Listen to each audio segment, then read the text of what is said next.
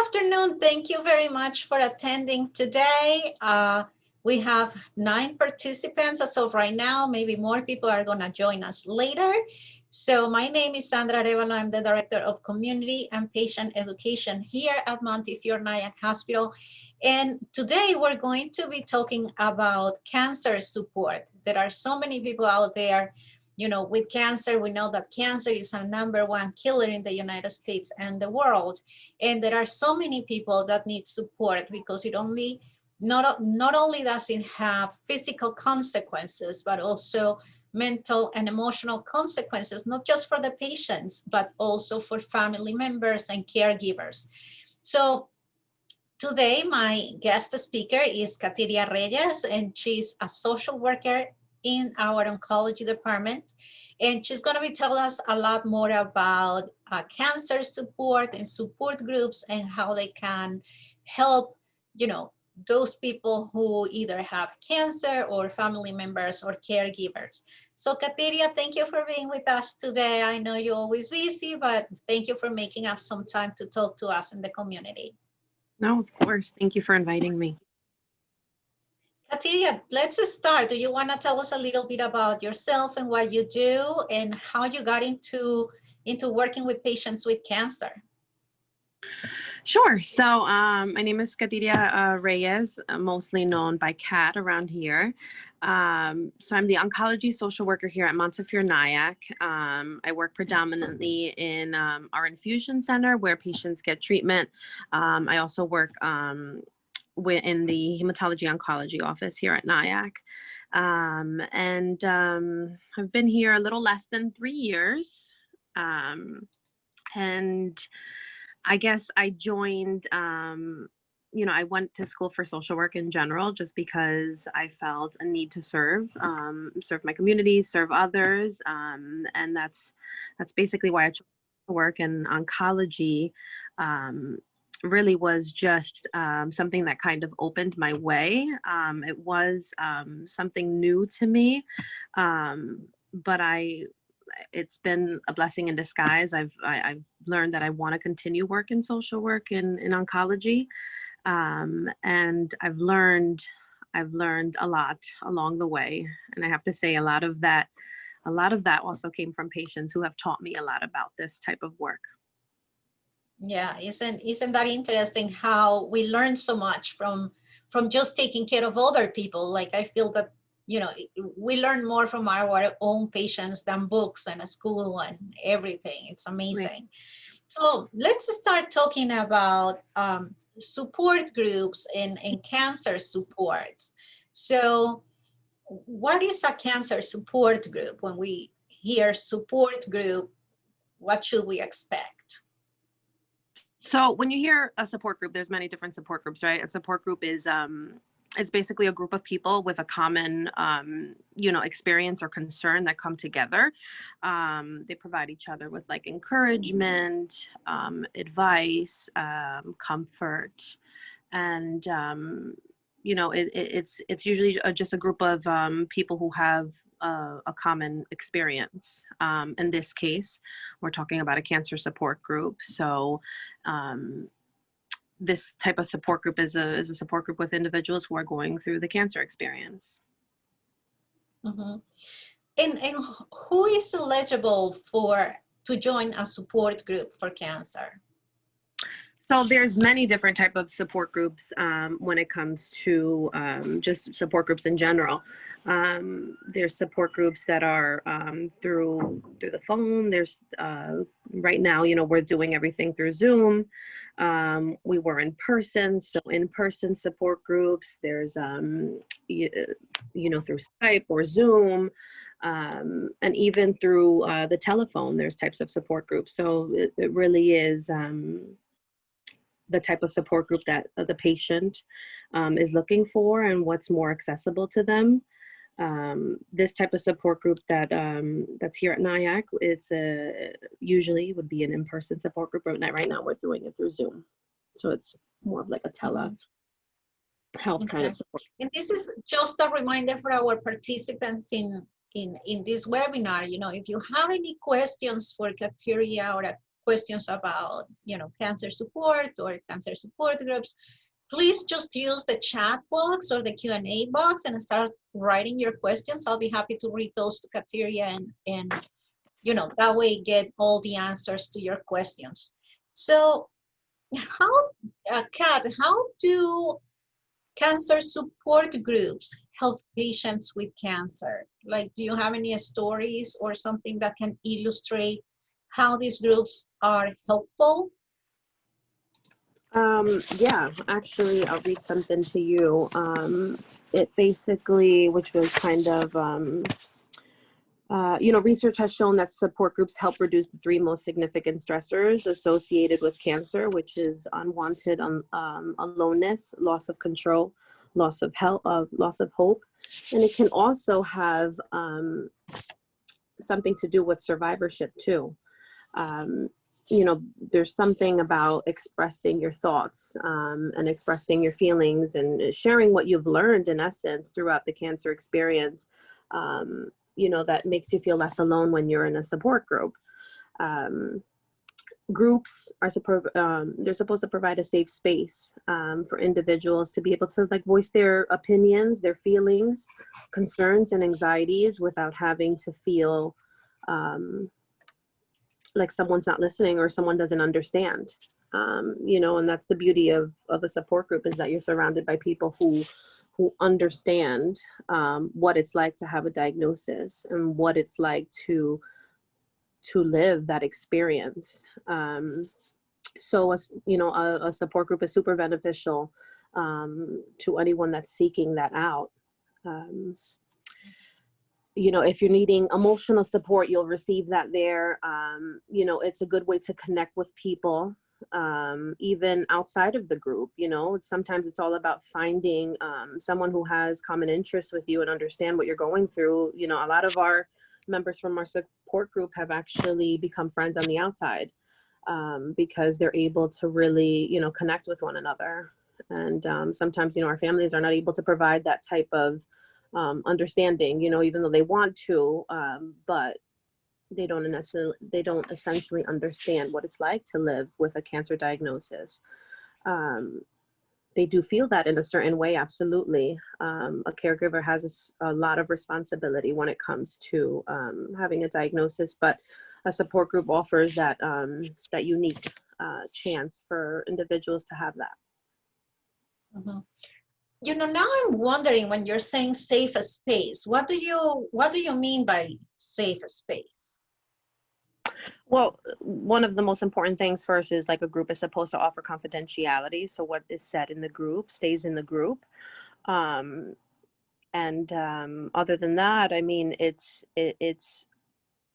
sometimes someone who's going through a diagnosis is worried about what they say to their loved ones, because they don't want to worry their wife, their children, their family members about what's really going on, right?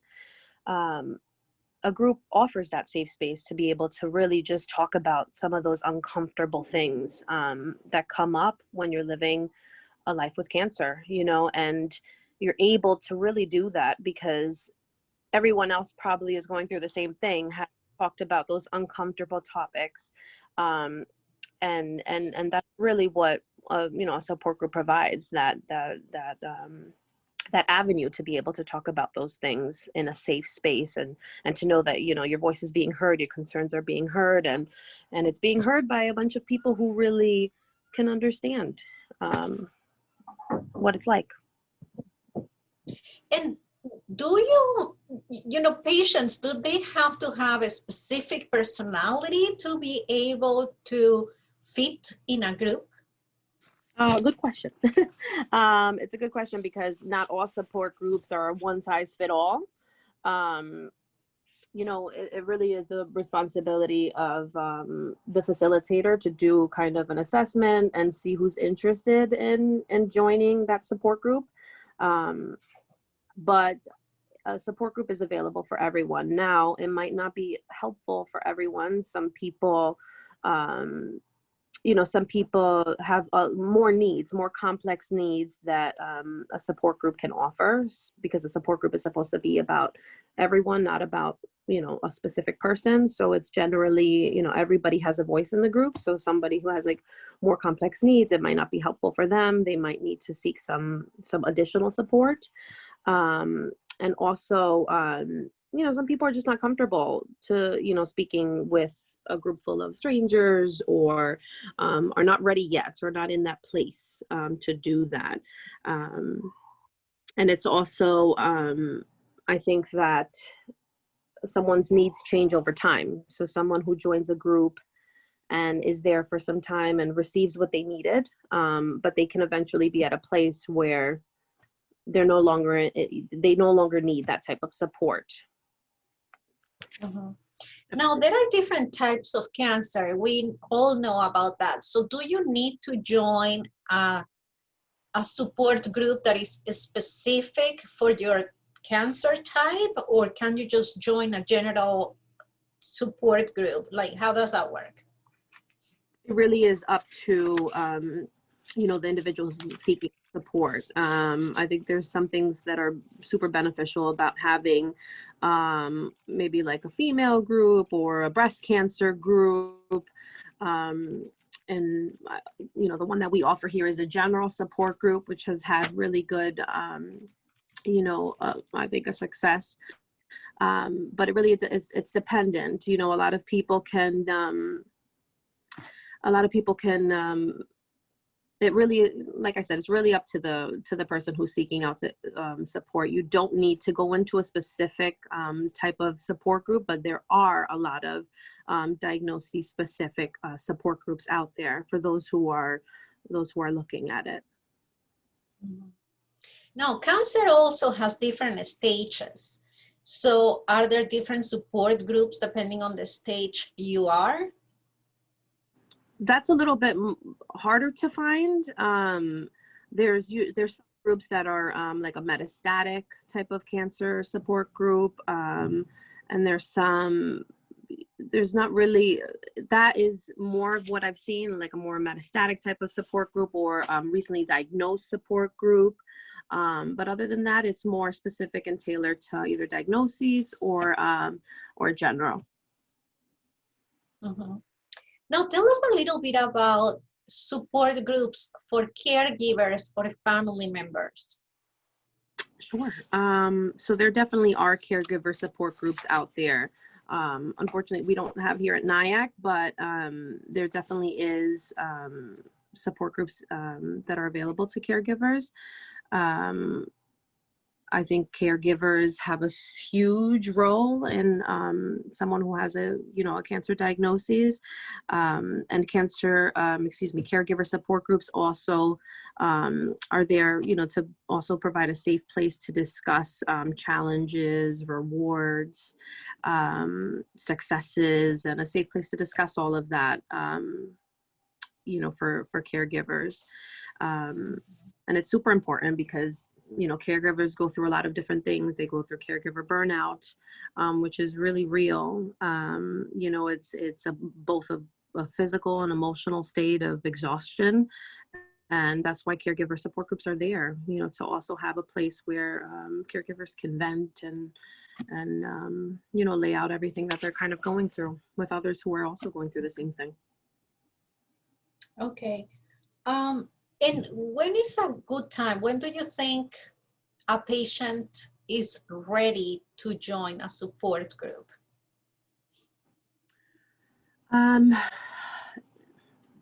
It's really unique to each person. When someone gets diagnosed with a cancer diagnosis, a lot of them are still in shock. There's a lot of denial. There's a lot of numbness. A lot of people are not able to grasp what a diagnosis means. And not only that, is that there's a lot of workup that has to be done when someone diagnosed. You have a lot of medical appointments, a lot of things that needs to get started before you actually start treatment. So there's a lot of things you need to get done. So there's a lot of going, and I hear a lot from patients themselves that they're not really able to comprehend that, wait a minute, like I actually have cancer and I'm going through treatment. And a lot of them get that realization mid-treatment, you know, and that has something to say about whether, you know, you're ready to join a support group, you know, and to hear a lot of that information, what others have to say about, you know, their cancer experience. So I think it really, someone's probably best ready to, you know, to join a support group when they have, I think when they're able to really accept maybe that they have this diagnosis and what that means to them. Mhm. Now, you know, just from talking to people, I hear sometimes that people are like, oh no, that's a group just for crying and complaining and venting, and you just go there and it's sad and I don't want to be sad.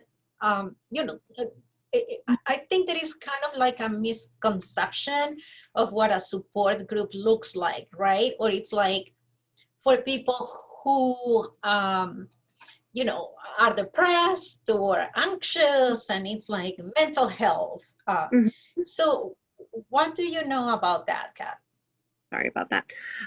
That's a good question, Sandra, because it's true. A lot of people have a misconception about a support group. They kind of associate that, oh, to like, I need help, or I don't need counseling, you know, or, you know, I don't really need that. I have all the support I need at home. And you might have that, yes. And that's excellent if you have a good support network. But support groups are obviously there to talk about, you know, a lot of topics. We're here to, you know, to hear your situations out. Sometimes there is crying, sometimes there is uncomfortable conversations we have, but besides that, you know, there's also a psychoeducational portion to that. We provide topics. You know, my job as a facilitator is to really hear what the group wants to talk about and bring about sometimes those topics. It's also about having some people join in the group. Like if I can give you some examples.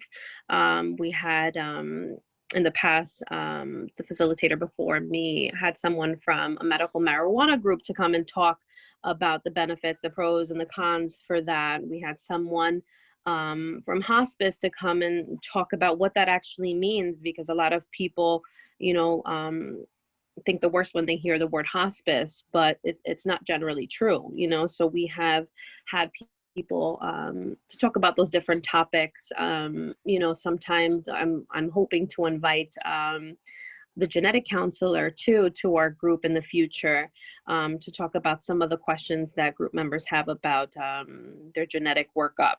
You know, so it's really, you know, we talk about a lot of different things, and sometimes we don't want to talk about cancer, and that's okay too. You know, like I said, they become really familiar with each other, and sometimes they just want to talk about what's going on with their day, and that's totally okay. Mhm. Are there any requirements to join a support group? I would say it depends on the group that they're trying to look for. Like if you're, you know, you're not going to go to a metastatic support group if, you know, you don't have that type of, you know, diagnoses. But there really is no criteria unless it's a specific type of group. And like we talked about earlier, if, you know, it's a facilitator's role to really see if that person will be beneficial to the group. Mhm. So how do you know when the person will fit in the group? Um, I guess I would kind of look at that. I'll say for the group that I facilitate, you know, I would need to see if someone has the same kind of um, outlook, I guess, maybe to the group members in my group, because I wouldn't want someone joining the group that I facilitate and feel maybe uncomfortable with the topics that we talk about. I guess I would have to see where they're at emotionally, where if they're comfortable talking about things like that. And you know, it's kind of it's just like an assessment to see whether or not they would be a good fit to the group. Okay. Um, you were talking about, you know, providing information you know, with different subject experts, and that you bring guests to the support groups to talk to people in the group about different topics. Mm-hmm. Is medical advice also provided in a support group, or, you know, how to handle medications or how to handle treatments? I wouldn't say that is given in a support group. Advice is given in a support group. So a lot of our group members talk about what has worked for them in terms of even like home remedies, things that have worked with side effects that they've encountered, which is really good, because I feel like who's it better to hear from, you know, from someone who's actually been going through that, you know, and has tested the waters, right? So I think that that's something that we, you know, that's super beneficial, hearing it from the members itself. But in the future, I actually would like to invite one of our oncologists into the support group, just to see if, you know, the patients do have any questions about anything in general. That is something that they have actually expressed some interest in. So, but not medical. We don't talk about medical, you know, yeah. Mm-hmm. Do you have, I know you have a support group here in NIAC, so do you want to talk to us about that specific group? Like, what is it about? How many people are in your group? How do you join this program? Absolutely. So we do a Life with Cancer support group here at NIAC. We used to meet in person every Tuesday from 11 to 12:30. You know, since the pandemic, we've been doing it through Zoom. So basically, you know, the flyer's online. I can definitely give you guys my number and my email. I would be the person that you would reach out to if you're interested in seeking out support group here at NIAC, free of charge. And, you know, I would give you, once I speak to whoever's interested in the group, then I would send you out the Zoom link. We are looking for more people, so this is really good that you have this kind of chat open to the community. We have about, give or say, 7 members that come. You know, obviously sometimes, you know, they have appointments and they have things that get in the way, but usually we have about 6 to 7 members who come to the group on Tuesdays. And you know, the individuals who are in the support group all have different diagnoses. They're all in different stages. So it's a nice group to really, they've also all been kind of in this cancer walk for some time. I think we have one individual who was newly diagnosed in 2020. But she's fitting perfectly, and yeah. And do you have to be a NIAC, if you're a NIAC patient, to join the group, or you don't necessarily have to? No, absolutely not. It's for the community. So, you know, I have individuals who are getting treated in Memorial Sloan. We have some that are in Columbia. We have one that's actually in Long Island. So, and someone who's in Florida. So it's really, it's really open to the public. Okay. And you just said that this group is free. So how is this program funded? So, you know, it's something that the hospital offers. So it's, you know, so the hospital offers that. Other support groups are usually in like small non-for-profit agencies. So they're usually funded by like grants. And they're usually always free of charge, unless you're seeking a support group like outside and, you know, helped by like a psychologist or someone else. That sometimes is usually something you have to pay for, but usually a lot of cancer support groups are all free. Okay. And you said that right now you're doing it via Zoom, but if it were in person, are there any programs that will, pay for transportation for patients to go to the support programs? Transportation has always been something that is needed. I think in general, a lot of what as when I practice here in my regular setting, transportation is always something that our patients are, I would say, lacks. Thankfully, when we did have our group in person, everyone was able to drive, but transportation is something that we're always needing, dependent on the patient's insurance. Sometimes transportation is covered. Also, depending on your age, the Office of the Aging in Rockland provides like some taxi vouchers at a discounted price for individuals. I know that the American Cancer Society also has a volunteer service company that helps patients get to, appointments and things of that sort. That's currently not functioning now because of the pandemic, but there are some options. It's just really dependent on insurance and what is available now. Okay. And shifting topics a little bit, let's say that I'm a cancer patient and I'm looking for a support group. How do I do that? What are the steps that I will have to follow in order to find me a good group? Well, I can certainly I can certainly talk about Cancer Care. Cancer Care is an organization that's led by oncology social workers that provide an immense amount of support to patients. They have so many support groups available for patients. We work very closely with them here at NIAC, and they provide a bunch of support groups. I mean, very tailored and very specific to your situation.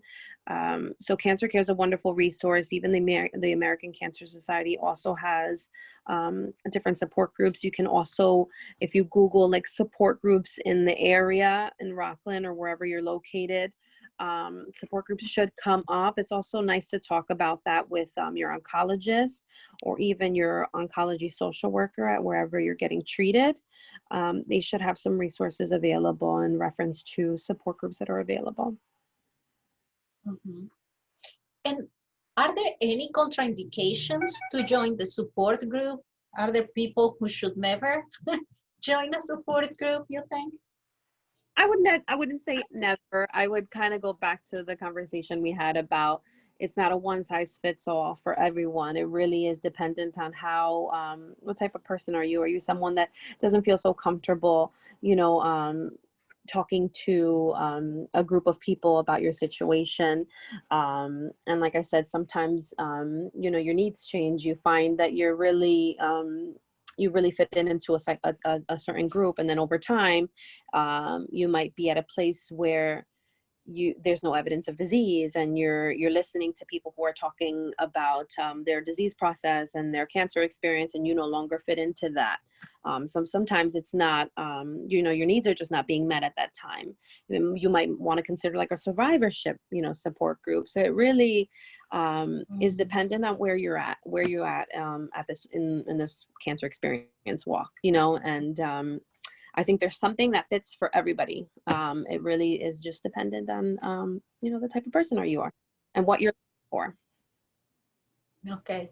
So, and with that, you answered my next question, which was, do you have to seek for a group that has kind of like, like where other members also have cancer and kind of the same thing? And I guess if your cancer is in remission, then you wouldn't fit properly in the group.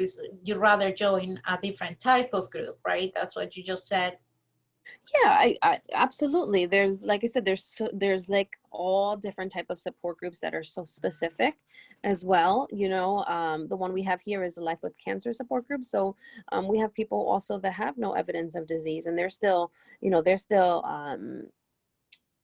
living the whole experience of having cancer and what that means for them. But there's different support groups for everyone, really. So I think that you'll be able to find one that really fits for your situation. There's ones that are for new diagnoses. There's one who's experiencing some anxiety and some depression with the diagnoses.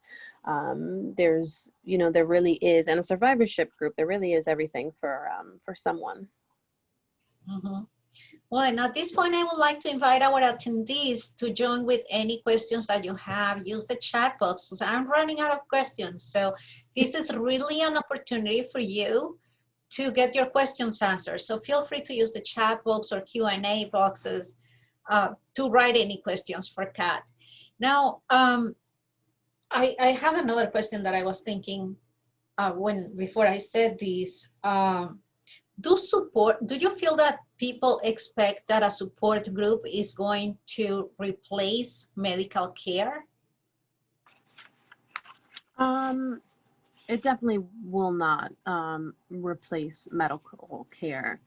On the other hand, I think that the medical professionals, our oncologists and our staff here believe that a support group is an asset to the whole to our facility here in general, because support groups offer, I think that we need to see a patient as a whole party, the whole person.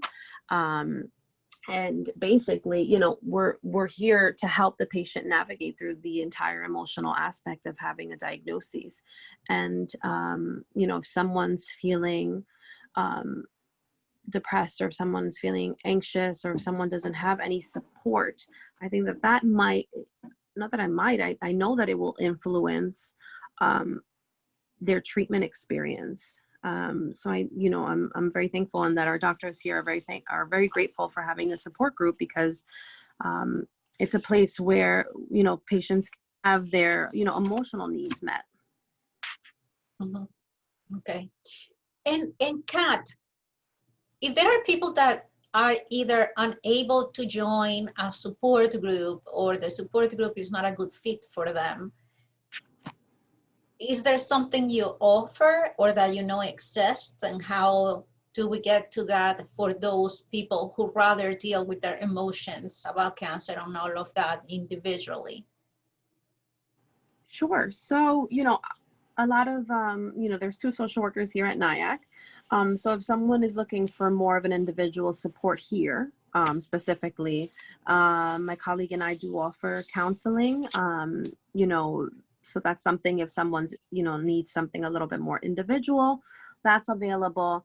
And if someone's not from around the area and is looking for support, but does not want a support group, I would refer them to agencies that provide free counseling for patients, as well as if they're looking for, let's say, more of a therapist, I would refer them to some therapists in the area. Okay. So again, it's time for questions from our attendees. So if you have anything, just write it on the chat box and Q&A. I'm looking right now, there is nothing yet. So Kat, do you have any stories, any success stories of patients that you've worked with that have joined your group that could inspire us to refer someone with cancer to your support group or any support groups for cancer? I would talk about maybe a patient who was someone who was recently diagnosed with ovarian cancer, and was really seeking out support, because she had no support in the area where she wanted to talk about her cancer experience with someone who could really understand. She didn't want, to talk to her husband, or she didn't want to talk to, her medical professionals or someone else like that. I mean, she joined the group, and she was like in awe, and how much they did for her. I did absolutely nothing. It was really the group that really just kind of motivated her, got her thinking about a different point of view, a different perspective about, cancer. She was someone who didn't like individuals like to feel bad for her because of her diagnosis, and she wanted an avenue to be able to let that out. And I think that everybody who she spoke to really kind of just affirmed that for her, and she was able to, I think she was just able to find a group of people who understand and who are actually super positive, you know, even having, you know, stage 4 cancer and having a difficult time with treatment, but, you know, have a similar perspective to her. And I mean, she's really, really happy with the group and very thankful for the group. So, you know, it's really the group that does all the work. You know, they do everything themselves. Mhm. Now, you know, I imagine that in a support group with patients with cancer, the topic of death or approaching death must come up at some point. And I think that as family members or caregivers, it's hard to talk about dying, you know, with the patient or among family. And, you know, it's just a sensitive topic for everybody. So how do you approach that in group? And if you can just give us some tips, you know, to start learning about how to approach that topic with cancer patients. I think communication is key. You know, a lot of people are scared to talk about death.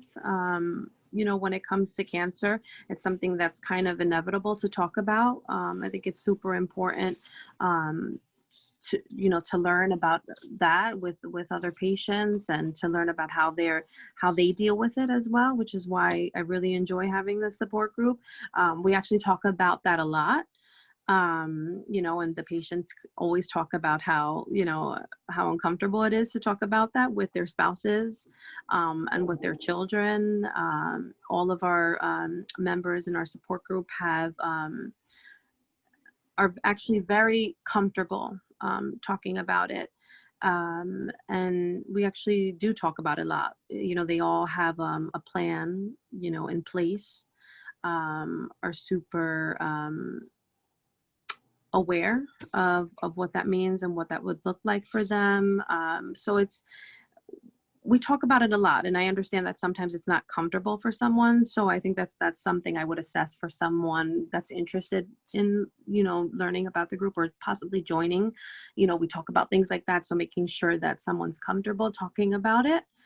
I know it's something uncomfortable you might think of at first, but I think the more that you become familiar with it and you have a chance to talk about it, I think the less scary it becomes. So we do talk about death a lot in our support group. Now, I imagine that when you're with a group of people with cancer, some people might either get better, but some people might also get worse and even die. So if that happens, that a member of the group gets worse or dies, how do other people react? Like, is that a good thing even? Like, you know, wouldn't people be scared of being in a group where they see others, you know, dying or like that? How do Yeah, you manage that even? I think it's something we have to accept. We've had group members that have passed in the past, and it's definitely something that affects our group members because, like I said, we become kind of attached to each other. We become very familiar with them. They're group members that sometimes, and this is in general, you know, you become really close and you get their numbers and you speak to them outside of the group, and sometimes you even become really close friends. So it's really difficult to talk about, but it is something that needs to be addressed, and we allow, you know, our group members to process, you know, what that means to lose someone so important to them and someone so important to the group. You know, it's something that you have to face, and we do it as a group together. Mhm. And do support groups link patients with other medical services? Um, medical services in reference to like. Or let's say, for example, if the patient starts needing physical therapy or home health or aid or, Mhm. things like that, are you able to link patients with those services as well? Or is that in a separate department?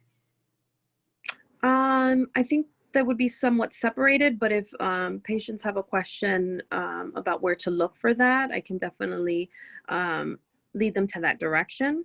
Um, yeah, I would, yeah. Hmm. Okay, so somehow you try to help when they are in need of new services, you try to jump in Oh, and help. Is that what you're trying to say? absolutely. If there is a need, I can try absolutely to lead them to the direction that, a phone number or a contact person. If there's something else that's beyond, like my scope of practice, but absolutely, we would definitely just not leave them high and dry. We would. Mhm. Yeah. And I think I only have one more question for you, Kat, and it's a very important one. So thank God I remembered. Like, is your group only in English or do you have groups in other languages? So this one is specifically English. We had a group that was a Spanish speaking support group for women diagnosed with cancer. And um, that was pretty, we had about 4 to 5 females. And we kind of, after the pandemic, we had stopped the group. The Zoom wasn't like feasible for them, but it was also that they were all done with their cancer treatment, so they were at a different stage. So they no longer needed the group as well. So it's still something that's in the workings to get established again. But right now the support group that we have is in English. Okay.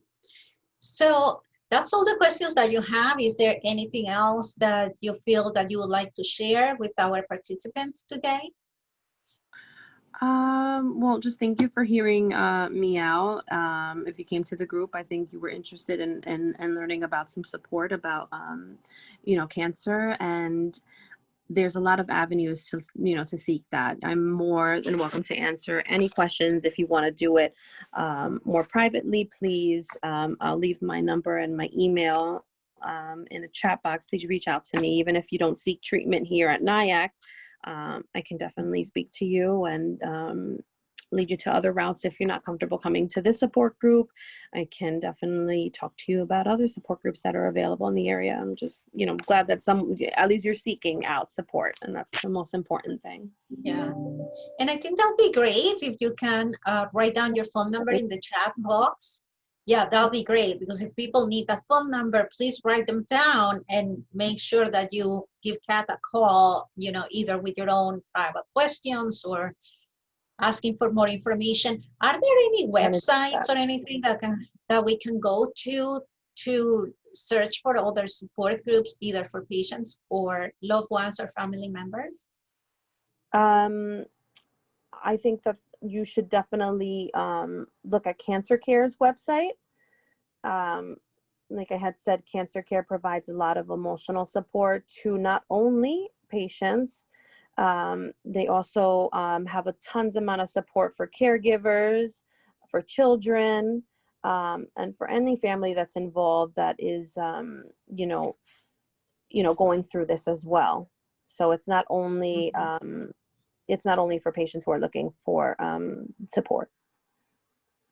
Okay, great. I'm writing So my thank email. you again. Go ahead. Oh, I'm writing it right now in the chat box, my number and my email. If anybody, is interested in that.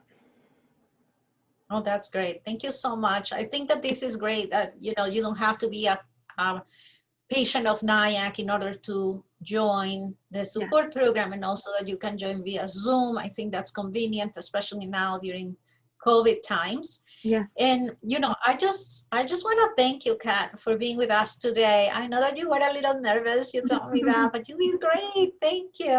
It's a lot of good information that we received today. A lot of people there, again, suffering from cancer, their loved ones and caregivers. So this information is very well received by all the participants today, but I know that there are going to be a lot of other people looking for the recording to learn more about this. So thank you. And to all of our participants, I just want to let you know as every Thursday, we're going to be meeting at 12 p.m. Next week, we're going to have another chat on diabetes support. So continuing with the support topic, you know, today was cancer, next week will be diabetes. Lots of people out there with diabetes that need support. So we're gonna be talking about Diabetes Sisters, which is a program for women actually with diabetes, so that they don't feel isolated. So we're gonna be talking to the director of Diabetes Sisters, which is a national program that we're also gonna be studying here at Nyack Hospital. Then after that, we're gonna be talking about the following Thursday, we're gonna be talking about how to drink water, because a lot of us don't like drinking water. So we're gonna be talking to a registered dietitian about how we can drink water. So she's gonna share some tips with us. And after that, after that is going to be aromatherapy. So talking about patients with cancer and patients with a lot of, you know, complications that need to relax a little bit and find different ways of healing. We're going to be talking to a person who's a pro in aromatherapy. Okay, so that's all for today. Thank you very much, Kat, first of all to you, and also for all of you for accompanying us today. And I'll see you next week. Thank you. Yeah.